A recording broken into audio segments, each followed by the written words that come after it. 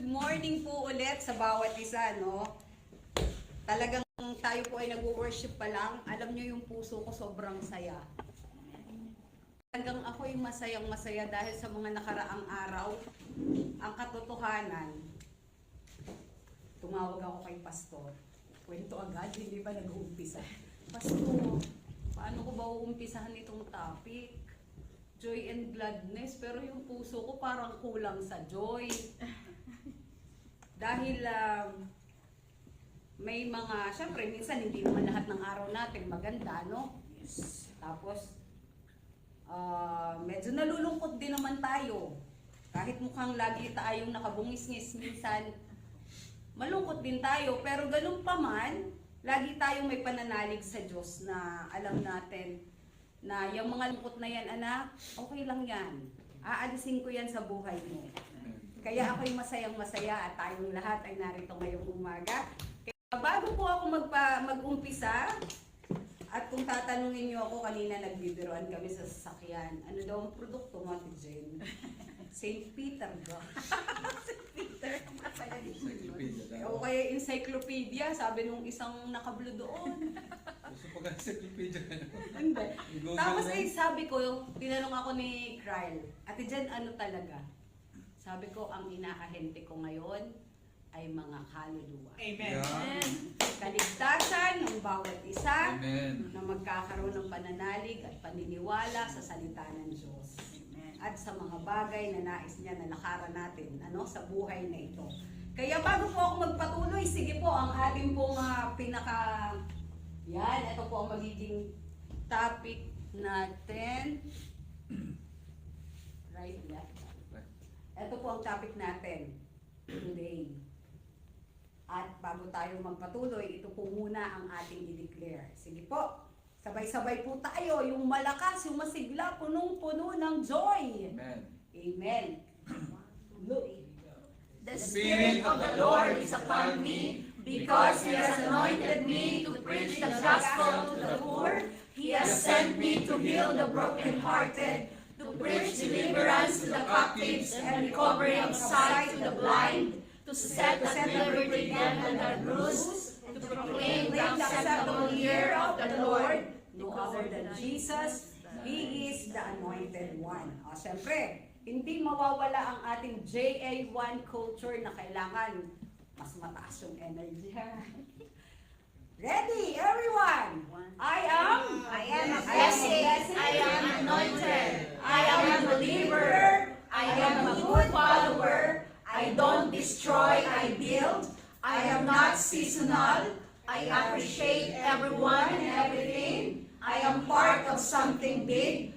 I am in partnership with Christ, and I am not extreme. Nagkumustahan na tayo kanina, pero tatanungin ko uli kayong lahat, kumusta po kayo? Ang buhay ko ay pabanal ng pabanal, pabuti ng pabuti, payaman ng payaman, palusong ng palusong, paangat ng paangat, pagaganda ng pagaganda, pasaya ng pasaya. Hallelujah. At ngayon, ay papugi. Oo nga, papugi daw ng papugi, hindi nakalagay. Sa nga naman. At ito po ang ating topic ngayong umagang ito. So bago ko po ito umpisahan, the True Joy Foundation is nothing else but gratefulness. Okay? Bago po ako magpatuloy, tayo po ay manalangin. Panginoong Diyos, marami pong salamat sa umagang ito, Lord God, na ako ay gagamitin nyo, itago nyo po ako sa inyong likuran at kayo lamang po ang mahayag. Ang mga nais nyo, Lord God, ang lumabas sa aking bibig, i-anoint nyo po ang aking bibig at maging mahipo po nito ang puso ng bawat isang makakarinig nito. Nandito po sila at nasa online, Father God. Kayo po ang bahalang magpatubo nito sa puso ng bawat isang makakarinig nito, Panginoon. Samahan niyo po kami at nawa po ay sa bawat panahon at oras kayo ang maghari sa aming buhay.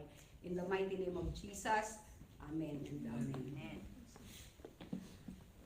Okay, sige po. Ay, mali ang turo. Ayan. In the Bible, ang gratefulness, Sige po, ito po yun. Gratefulness is consistently portrayed as foundation of true joy and happiness rather than being a reaction to good circumstances. Ano? Gratefulness is very important para po lahat ng bagay na kukuha natin sa ating buhay, lalo na ang kagalakan, ang kasiyahan. And hindi lang ito basta reaction. It is different from being thankful, yung na-appreciate. It's more than that. It's deeper. And syempre po, when someone is grateful, kasi lagi tayong nakukontento. We easily get satisfied, At pag hindi na nga tayo naging grateful, ano ang nangyayari? Diyan na pumasok kung naalala niyo yung turo ni Pastor, that comparison is a thief of joy. Comparison. Pero bago ka nga dumating sa bagay na yon, bago mo i-compare yung sarili mo, may nangyari na. Bago ka nainggit dun sa kapwa mo, may nangyari na hindi mo namamalayan. Ano yun? Naging absent sa'yo yung gratefulness. Kasi kung grateful ka, ano man yung natanggap mo, ano yung nasa harap mo, pasasalamatan mo yan. Ma-appreciate mo yan. Kahit ang ulam mo ay tuyo, tapos yung kapitbahay, amoy lechon na. Hindi mo yun iisipin. Magpapasalamat ka pa rin dahil, Lord, thank you, pinrovide mo ang aming pagkain. Ano? At ito, hindi ko na po ito nilagay, kaya sasabihin ko na lang. Mula sa Ephesians chapter 5, may paalala doon ng Lord sa atin. Hindi na po ito lahat, hinighlight ko na lang para lang po mabigyan ko ng pansin. Ang sabi ng Lord sa atin ay, walk not like the unwise, but be wise. Sabi ng Panginoon sa atin. Ibig sabihin maging matalino tayo. Hindi yung lumalakad tayo na para tayong laging naliligaw. At lagi nating hinahanap ang ating sarili sa iba. Which is nakakalungkot pag ganun. Kasi hindi mo nakikita yung blessings na meron ka. Ang nakikita mo, yung sa iba. Bakit yung tinatanggap mo, hindi mo nakikita? Another thing na naka-highlight doon, days are evil. Kapag lumakad ka ng ganun sa buhay mo, wala na. At another thing na reminder mula doon, use the time wisely. Huwag yung ikaw ay pangit ang sitwasyon, pero binabad mo yung sarili mo dun sa lungkot. May problema, hindi ka naghanap ng solusyon. Ang ginawa mo, inisip mo yung problema. Ano kayang mangyayari doon? Hindi ba mas lalaki yung problema kasi sasakit yung ulo mo, kaiisip? Dapat hindi problema, solusyon. Pero dahil nga nagiging ungrateful tayo, natututo tayong ganon, yung parang mababad sa lungkot, feeling empty kahit hindi mo ba nakikita kung anong ginagawa talaga ng Diyos sa buhay mo. Hanap ka ng hanap, pero ba't hindi mo makita yung sarili mo na kung anong ikinakaloob ng Diyos sa'yo? Kaya ang sabi nga dito, pag ang tao ay grateful, madali siyang makontento, nasasatisfied, walang inggit. At isa pa, ang taong grateful ay kayang magpuri at magpasalamat sa Diyos ano pa man ang nangyayari. Sino dito ang kayang magpuri sa Diyos kahit walang pambayad sa kuryente?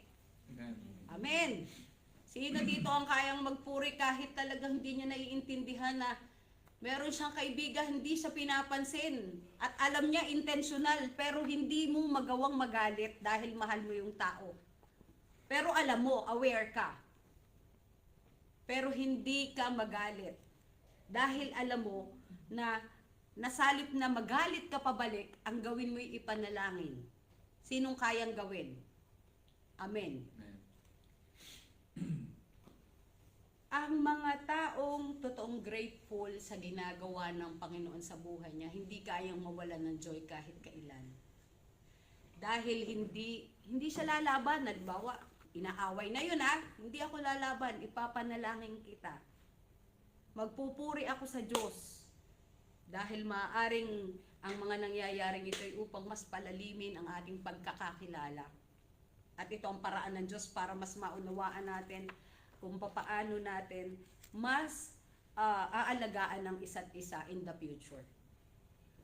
Kaya mong magpuri, kaya mong magpasalamat. Magsasite po ako ng isang nanay. Ito totoong nangyari. At nung ito po ay tinestify sa JA1 Lucena, ako po ay present sa simbahan. Hindi po kayang i-testify ng mismong nanay, so yung reverend po namin ang nag-testify. Ang nanay po ay si Ate Lita. Siya ay mayroong anak, 27 years old, na aksidente sa motor. Ito po ay during COVID time, so hindi pwedeng maraming tao ang pumunta sa hospital. Pero syempre bilang nanay, di ba, isa lang ang bantay noon. At ang reverend po namin ay sa biyaya ng Lord na napayagang pumasok. At kitang-kita niya na critical yung bata, 27. At dumating dun sa time na kailangang i-revive. Alam niyo po yung nanay, kung anong ginagawa. Umiiyak siya, pero hindi siya yung nag-aatungal. Kundi siya ay umaawit ng papuri sa Diyos. Nagwo-worship nung oras na ang anak ay nire-revive. Hindi ko alam, tinanong ko talaga, kasi nung tinetestify, iyak po ako ng iyak. Bilang nanay siguro naramdaman ko, inisip ko, kaya yun? Nire-revive ang anak mo, nagkakagulo ang mga nurse. Talaga daw nakaganon ang nanay. At parang isinusulit ang anak sa Panginoon. Di ba gano'n naman nga? Bakit? Nung matapos ang pag-testify, nilapitan ko si Ate Lita. Ate Lita, kumusta ka po? Ay, ayos naman ako.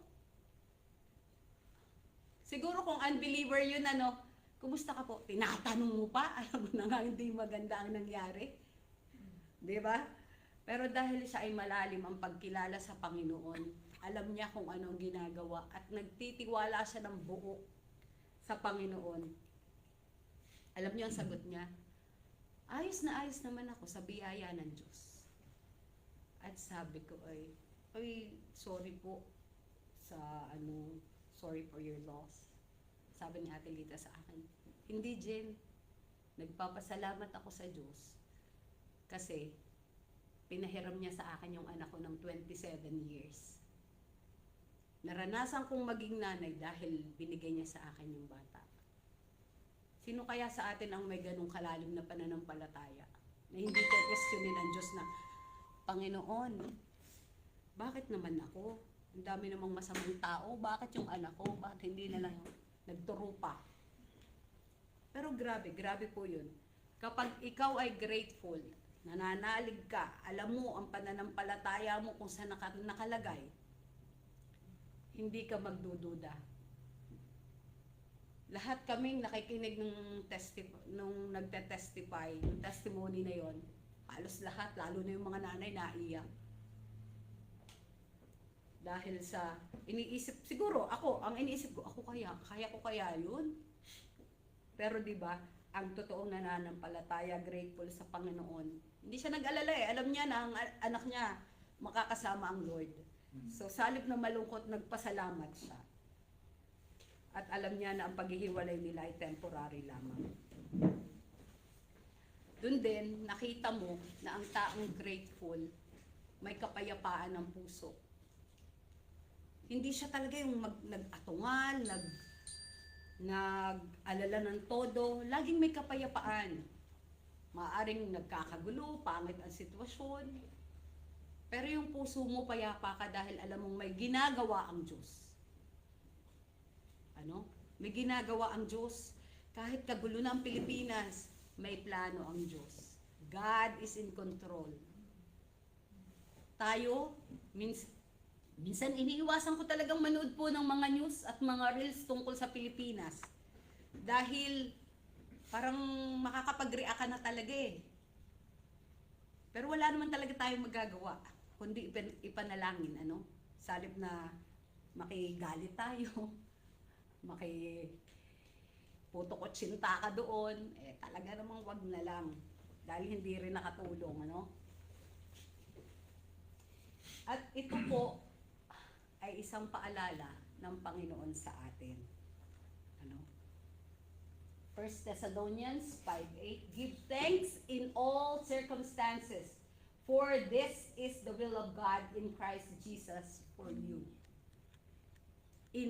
Sabihin nga po nating lahat, in all circumstances. In all circumstances. Okay. Hindi sinabing pag masaya lang, ha? Magpapasalamat ako dahil masaya ako. Magpapasalamat ako dahil marami akong sinweldo. Eh pag wala na, hindi na magpapasalamat. Ano? Dito, our Lord God wants us, He is reminding us actually, through this verse, na trust me fully. Kasi pag nagtatrust tayo sa Panginoon, hindi tayo mawawalan ng kagalakan sa puso. Maaring mag-isip ka, pero pag ipinanalangin mo, alam mo na may gagawin ng Diyos sa buhay mo. Alam mo may gagawin ng Diyos sa sitwasyon na yon. Hindi ka niya hahayaang malungkot forever, walang-wala forever. Dahil hindi naman yun ang will ng Panginoon sa bawat isa sa atin. Kaya, dapat lagi nating ilagay ang pananampalataya sa Panginoon ng buo. No hesitations. Dahil si Lord na yan, God na yan, King of Kings yan. Walang hindi yan kayang sagutin sa buhay mo. Okay? Pero tayo nga minsan nakakalungkot, ano? Dahil in this world, kapag tayo ay nadito sa mundong ito, which happens to be, temporary naman ito eh. Diba? In this world, it's like a matter of survival most of the time. An eye for an eye, ngipin sa ngipin, pag inaway ka, awayin mo rin, kung pwede mo pang batuhin para mas nakaganti ka. Hindi ka nadalhan, nakaganti ka. Laging ganyan. Pero, ang sabi ng Lord, hindi ganun eh. Magpasalamat, manalangin, ipanalangin ang ating, kaya ito ang kanyang laging bilin sa atin. Sige nga po, basahin nga po natin ng sabay-sabay para lang tayo ay, naku po. Ayan. Romans 12:2. Do not conform to the pattern of this world, but be transformed by the renewing of your mind. Then you will be able to test and approve what God's will is. His good, pleasing, and perfect will. Sabihin nga po natin yung perfect will. Perfect will. Kailangan may ano. Hindi na kailangan. Kaunawaan na tayo. Okay? Ibig sabihin huwag daw nating sundan kung paano ang takbo dito sa mundo. Kristiyano tayo, sabi nga, we will be the salt and light of this world. Ngayon, kung tayo ang unang matutunaw na asin, paano? Paano kung yung liwanag natin ang unang mapupundi? Paano na? Kung tayo nga Kristiyano nang lalamig, paano pa yung mga unbeliever na hindi talaga nila nakikita kung paano sila pinagpapala ng Diyos sa araw-araw. Yung mga gigising pa lang, ano ba naman yan, pawis na pawis agad. Pag sa Pilipinas, 90 degrees daw. Ako'y hirap na hirap matulog. Abay, magpasalamat ka't di ka hirap na hirap magising. Diba? Totoo naman, umaga pa lang nagre-reklamo na. Kaya paano mo pa mararanasan ng blessings? Ay naunahan ka na nung maruming pag-iisip mo na walang ginagawang ang Diyos na maganda sa buhay mo. Kasi alam mo po, parang hindi ko talaga ito kayang i-deny. Ano? Ako mismo, alam ko na at naranasan ko at ipinaranas ng Panginoon na paano niya binabago ang isang tao, gaano man niyang kabait. Gagawin niya yung sobrang bait lalo. Basta paniwalaan mo, wag mong bibitawan ang iyong pananalig na ipikayang baguhin ng Panginoon. At dadahan-dahanin mo rin siyang tuturuan at mas ipauunawa na ikaw mismo binago. Kailangan kasi ganun makita niya na nagbago ka. Bago ka lalong maging effective. Ganito yan ha. O, kunyari, sige, total mukha naman tunay na to. Ahente talaga ako ngayon. Ng sabon, kuya. Ng sabon, likas papaya. Pero ang kutis ko ay parang gauling. Ano kaya, may bumili? Ay, bumili na po kayo, nakakaputi ito. Hindi nga. Mga sabi sa'yo, di nga. Tunay bang nakakaputi yan? Ba't parang ikaw, gapit na ng kawaling ginamit sa, tungko. Diba? Yun ang ibig nating sabihin. Kailangan sa'yo nakita kung ano yung nabago. Kung magagalitin ka nun, dapat mas magagalitin ka na. Ay, mali. Dapat kung magagalitin ka noon, mas mahinahon ka na ngayon. Kung ikaw ay palamura noon, word of God na yung lumalabas sa bibig mo ngayon. Siguro susumbatan na naman tayo ng mga tao sa mundo na hindi naniniwala. Sasabihin na naman nila sa atin, ayan na naman ang feeling perfect. Ang hindi nagkakamali, nagpapanggap na banal. Kasi pag sa mundong ito, pag sinabing perfect, faultless ang tingin. Ang basis ay walang pagkakamali, which is very impossible kasi ipinanganak ka pa lang, may minana na tayong kasalanan. So, dito, anong term ni Pastor? Analogy ko ba yun? O analogy? Or, hindi, yung nung sinabi ko kahapon na ang word na perfect, dito, sa sinabi ng Lord, ay yung nasa kasinonym ng perfect. Na hindi siya basta faultless o walang pagkakamali, kundi ito ay complete. Pag Lord ang nagsabi ng I'm gonna make you perfect, you will be perfect in time. Kinukumpleto ka ng Diyos. Until you are absolute complete, then you are perfect. Okay? Ibig sabihin, hindi ito yung pag sinabing, ayan na, ang perfect na si Jennifer. Kala mo yung magaling mag-ahente. Di naman. Walang benta. At ang damit naman galing sa Timo. True to life. Ayan. Hindi. Ibig sabihin, sa Lord, hindi pag sinabing perfect, ay wala kang mali. Dahil sabi nga niya, mula umpisa inilalagay ka pa lang sa sinapupunan ng nanay mo, alam na niya.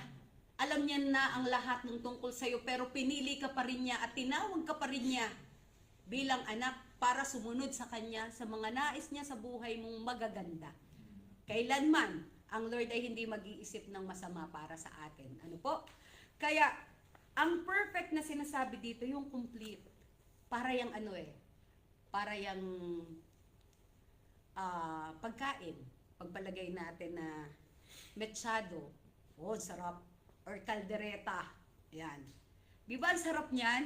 Tapos sasabihin natin, o kaya tinola, pastor, ang sarap naman ng sabaw, pag higop mo, ay lasang-lasang luya sige nga, pagdidikdik nga kita ng luya bago higupin mo. Kung masarapan ka ng solo lang yung luya, tas kinakain mo. Hindi. O kaya yung peppercorn. Ginangatahan mo, yung pamintang buo, ikaw na ang magdurog, masarap? Di ba hindi? Pero bakit pagsama-sama siya sa isang putahe, yun yung masarap. Kasi nga complete. Yun ang sinasabi ng Lord. Perfect. Hindi yung faultless.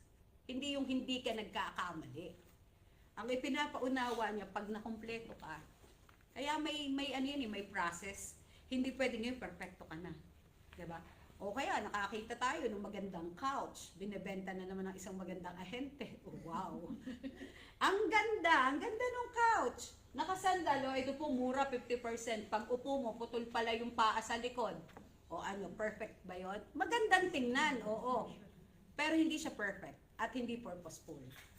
Hindi niya masiserve yung purpose niya kasi sira siya. Or sobrang lambot ng foam niya, yung pag-upo mo nakalubog ka. Maganda ba yun? Hindi. So, ang sinasabi ng Lord dito na perfect, yung kumpleto, yung may maganda ang purpose. Kaya wag daw tayong sumunod kung paano ginagawa ng mundo ang mga bagay-bagay. Ano? May example pa nga ako dito yung plancha, mura lang to, pero yung umiinit, yung hawakan. Di ba? Sino to? Si Michael, di ba yan? So, kailangan ang complete ay may purpose, kumpleto, naka-align sa nais at gusto ng Panginoon sa ating mga buhay. Ano po? Sige po. Sabi ko dito, to experience the true joy is to be grateful enough to follow the will of God and stay to the path that God wants us to walk on. Amen? Yan din naman ang sinasabi lagi dito sa paborito nating lahat na verse. No? Proverbs chapter 3 verse 5 to 6, trust in the Lord with all your heart and lean not on your own understanding. In all your ways. Yeah. Submit to Him and He will make your paths straight. Okay.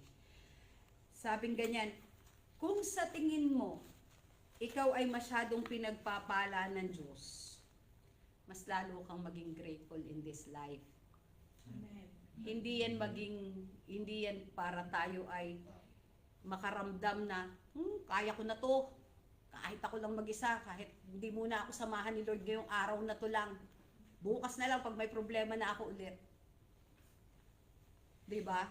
Kasi minsan ang mga tao nagiging mapagmataas na feeling niya, kaya niya na kahit wala si Lord. Lord, iwan mo muna ako kahit isang oras lang.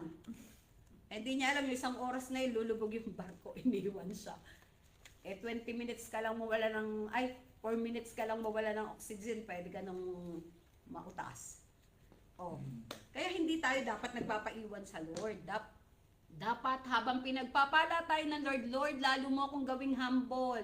Lord, yung puso ko, yung joy ng puso ko na nanggagaling sa'yo, ituro mo sa akin kung paano ko mas lalong gagamitin ang buhay ko na nakaayon sa nais mo. Ano? Huwag, Panginoon, yung kung ano yung gusto ko, kundi yung kung ano bang gusto mo. At ano bang gusto ng Lord lagi sa atin. Sumunod tayo sa Kanya. Dahil, bakit kaya ganun? Parang, hindi ba kinokontrol na tayo ni Lord? Kasi parang gusto niya, sumunod na lang tayo sa Kanya. Hindi. Dahil simula't simula may free will ang tao. Kaya nga lalong minsan nalilito na tayo Dahil, bakit pa tayo binigyan ng free will kung gusto naman pala niya lahat tayo maligtas? Kung gusto naman pala niya hindi tayo magkamali, syempre tao naman tayo. Pero, ang free will ay pagpili na sumunod sa tama. Kaya nga ang sabi dun, balik ako dun sa Ephesians 5, anong sabi? Walk like, not the unwise, but wise. Maging matalino tayo, kasi binigyan ka ng free will, pero binigyan ka rin ng katalinuhan ng Lord, di i-analyze mo. At tandaan nyo, pag ang principle nakalampas sa Biblia, ibig sabihin, baka hindi will ng Lord yan. Kailangan ang prinsipyo naka-base sa Bible. Habang pinagpapala, mas maging humble, hindi mapagmataas. Habang pinagpapala tayo ng Panginoon, maging grateful tayo dahil na andun ang totoong joy. Gaya ng sabi ko, inuulit ko lang, yung bago dumating yung comparison, yung envy na yan, may bagay na nawala sa buhay mo, sa puso mo, at yan ay ang gratefulness.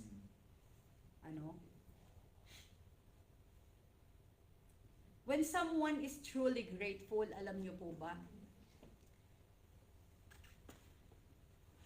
you can never bring that person down. No matter what you say, no matter what you do, hindi mo siya kayang ibagsak. Kasi alam mo, ang tingin lang niya sa ginagawa mo, sabi niya lang, Lord, pagsubok ito. Hindi siya para makipagkumpronta or maging ganun din. Ganyan sinasabi mo sa akin na, eto ka ngayon. Pinasabugan. Diba? So, ibig ko sabihin, kasi ang tao na sumusunod sa will ng Panginoon,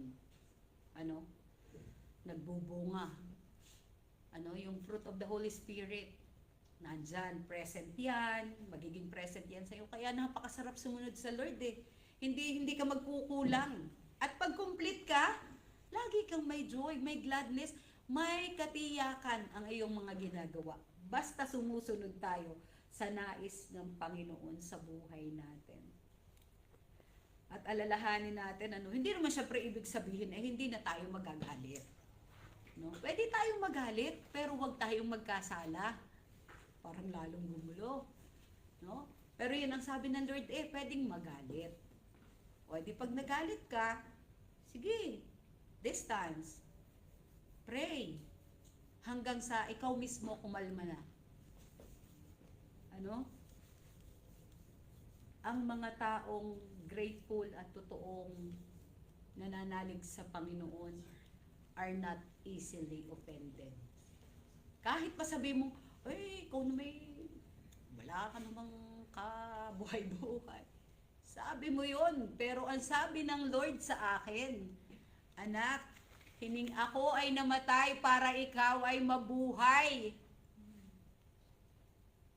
Ako ay nagpapako sa krus para iligtas ka. Gaano ka ka-importante? Kaya kahit ano sabihin mo, hindi ako maniniwala sa'yo, wala kang kwenta. Aba, hindi yan ang sabi ni Lord. Sabi mo lang yan. Kaya hindi, not easily offended. Pwedeng nasasaktan siya sa loob niya. Pero hindi mo siya kayang i-offend na hanggang magsasalita na rin siya ng masama and all. Hindi mo yan kayang gawin sa isang taong alam niya kung ano ang pwesto niya sa Panginoon. Alam niya kung anong pinaniniwalaan niya, pinapanaligan niya. Kung noon. Pero salamat may Diyos at tayo ay binabago. Kasi talagang kung noon yan, maski sa barangay na tayo magkita, magkatapos. At eto naman, anong sabi dito? Ito ang pinaka talagang gusto ko na laging maalala ng bawat isa sa atin. Proverbs 17:22. A joyful heart is a good medicine, but a crushed spirit dries up the bones. Ibig sabihin, pag ikaw ay nasa Panginoon, hindi ka kailanman madadries up ang bone. Yung kalungkutan, hindi talaga yan sa asagad. Pwede kang malungkot, pero pag naipanalangin mo, bakit ako'y nag-pray, ako'y gumaan ng pakiramdam. Kasi may Diyos kang nilalapitan. Pero kung wala, dyan nauubos. Kasi hindi mo alam, makikipagkwentuhan ka pa sa maling tao. Nako, kung ako nga yan, talagang hindi lang yan ang gagawin ko. Aba, dumami ng problema mo Ang sabi mo lang naman, wala akong pambayad sa kuryente bukas.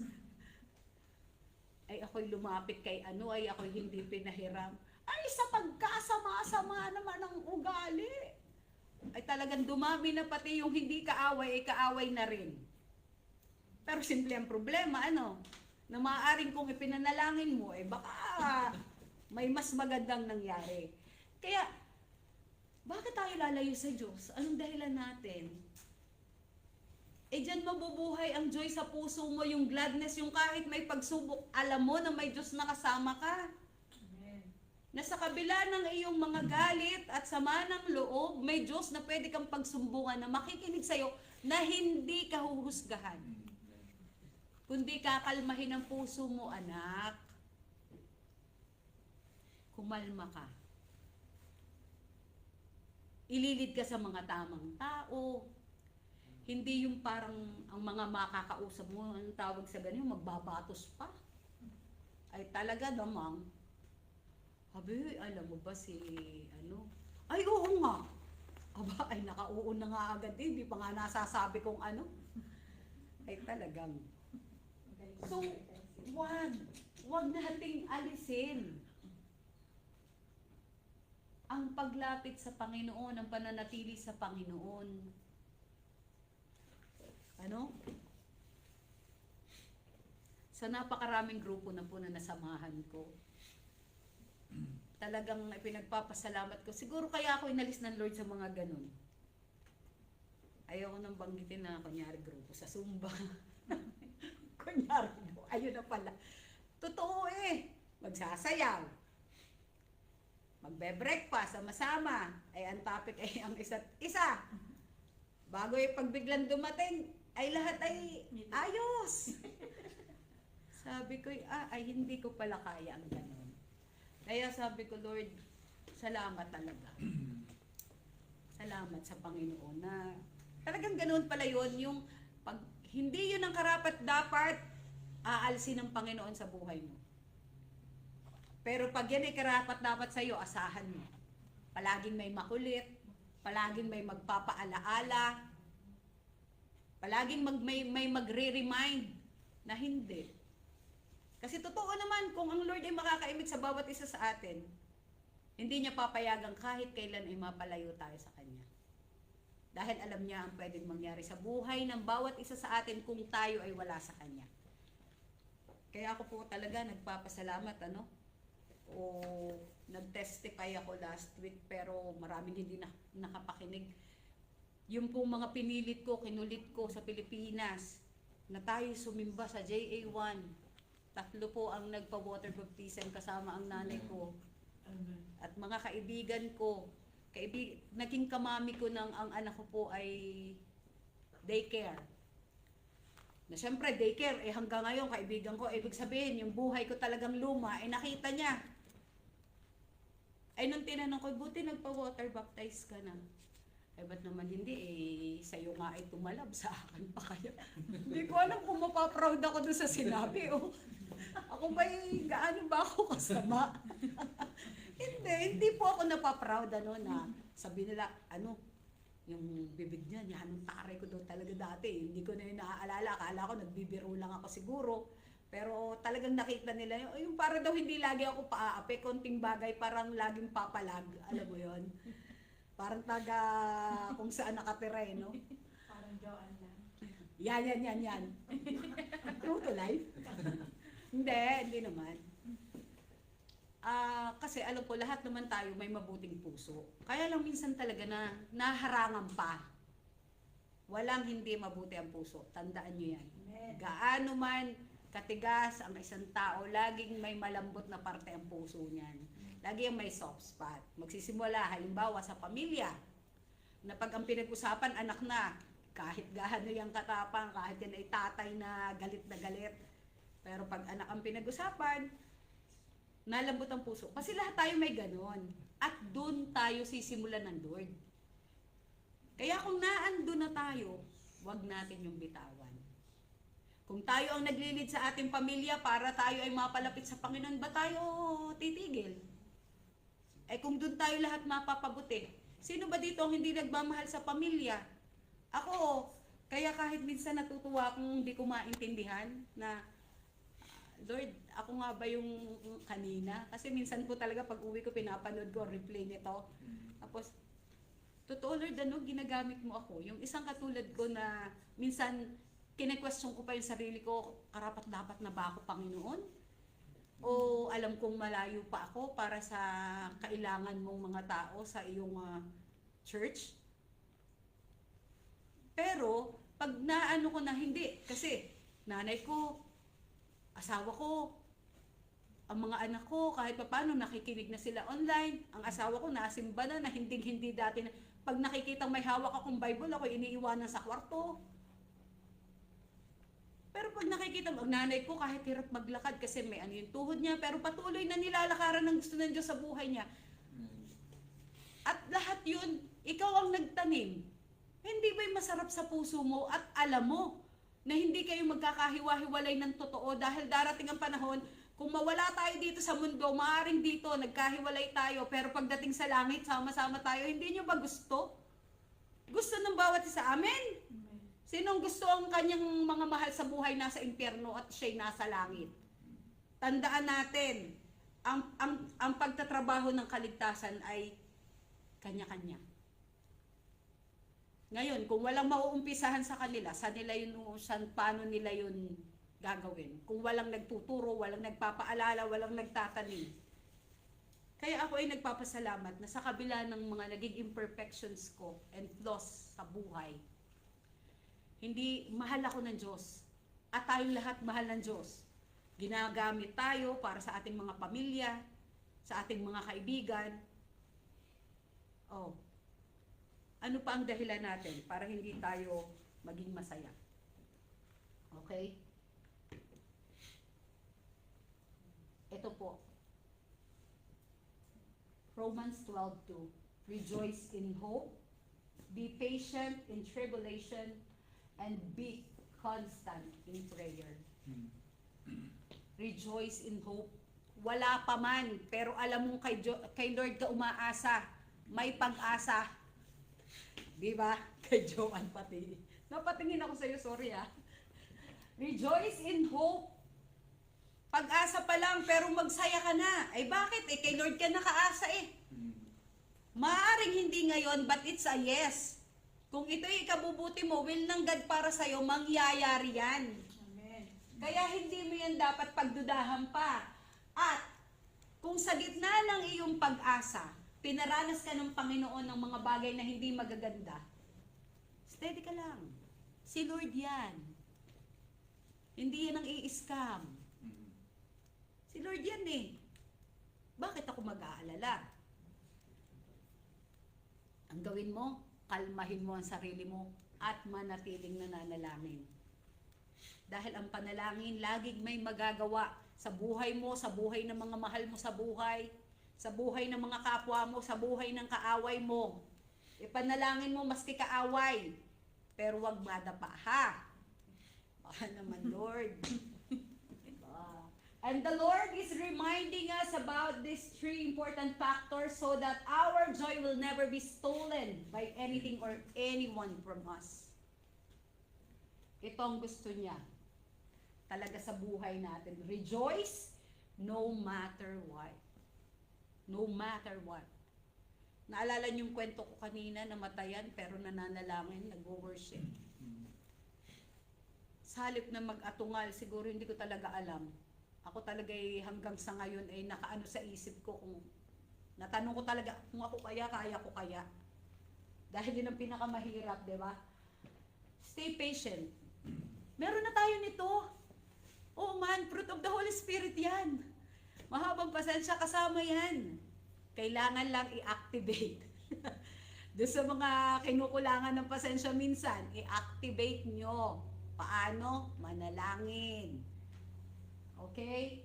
Magbabad sa Word of God. Laging maglagay ng isang verse na baon-baon in everyday. Na Lord, itong araw na to, itong gagamitin ko. Ito, dito ako magbe-base ngayong araw na to. So, lagi po akong kalmado. Lagi akong magiging maayos sa buong maghapon kahit hindi maging maayos ang mga tao sa paligid ko o ang sitwasyon. Dahil lagi tayong umaasa sa Panginoon. And pray for everything. For everything. With all your faith. With all your faith. Walang pagdududa na, Lord, mananalangin. Lumipas ang 3 araw ay parang walang nangyayari. Ay Lord, binabawi ko na yung prayer ko. Ako na muna ang bahala. Pwede ba yun? At doon masisira ang joy mo. Dahil dadami ang problema mo. Kaya, J1 Perk, stay joyful, grateful, and faithful. Keep choosing God over anything and anyone. Hindi importante kung ano ang sitwasyon. Ang importante, alam mo na si Lord ang bahala sa lahat. At marami pong salamat at nawa po ay naiwan ng Lord ang mensahe na nais niyang ibigay sa bawat isa sa atin ngayong umagang ito. Manalangin po tayo sandali. Panginoon namin mapagpala, Panginoon naming minamahal at sinasamba. Maraming salamat po sa inyong pag-ibig na ipinagkaloob sa bawat isa sa amin ngayong araw na to, sa kalakasan, sa biyaya ng buhay, sa biyaya ng pamilya, Panginoon, sa biyaya ng pagkakaibigan. Even in imperfection, Panginoon, nandun ka. Alam ko na minomold mo ang bawat isa upang kami mas lalong maging matibay, mas maging matatag ng mga tao, may pananalig sa iyo, at nagkakaisa sa pangalan mo. Maraming salamat po sa mensahe na ibinaba mo ngayong umagang ito, Panginoon. At kami po ay tunay na joyful and glad na kayo po ang sumasama sa amin sa lahat ng sandali. Maraming salamat po. Ang inyo pong biyaya ay walang hanggan. Kaya sa inyo po namin itinataas ang lahat ng aming kahilingan, Panginoon, kung ano man po ang aming mga ipinagdarasal. Lord, naririnig mo to mula sa aming mga puso. In the mighty name of Jesus, Lord God. Amen.